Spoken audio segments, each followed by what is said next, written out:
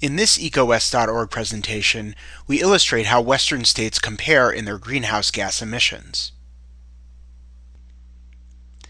This flowchart, created by the World Resources Institute, shows the sources of greenhouse gases in the U.S. economy and how they are produced.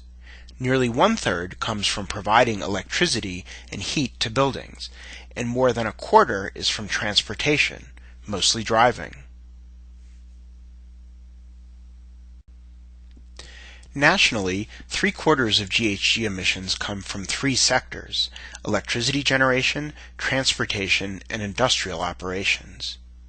GHGs have risen steadily since 1990, with the growth slowing in the mid-2000s, partly due to efficiency improvements in transportation and the electricity sector, and partly due to a slowing economy. The Western states' source profile is very similar to that of the entire U.S. Here's another view of how the West compares to the U.S. as a whole. The 11 Western states are responsible for about 17% of total GHGs. Without California, the Western states would be about 10% of nationwide GHGs. Some sources are more prominent in the West, and particularly in California, shown in green. Transportation really stands out as a major source in California. Elsewhere, fugitive emissions from oil and gas drilling are especially prominent in the Western states, accounting for 42% of the U.S. total. Because most GHGs come from the combustion of fuels for electricity and transportation, economic activity is highly correlated with emissions.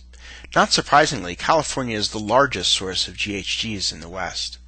Interestingly, California, Oregon, and Washington differ from more inland states in their source profile.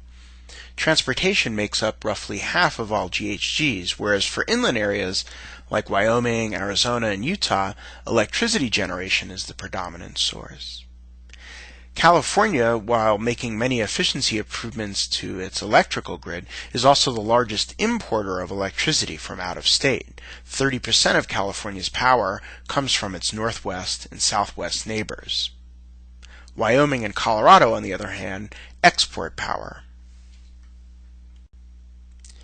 Some states also have the capacity to absorb significant GHGs into their forests and other potential sinks. This slide illustrates how some states' land use and development policies reduce their overall GHG footprint. Most notable are Oregon, Washington, and Montana, with each state's net emissions reduced by roughly 35, 50, and 90% respectively. While California's land sinks reabsorbed almost as many GHGs as Montana's did, the sheer size of California's footprint muted the reduction to only 10% of statewide GHGs. Thanks for watching this presentation. You can download more slides and other libraries at ecowest.org.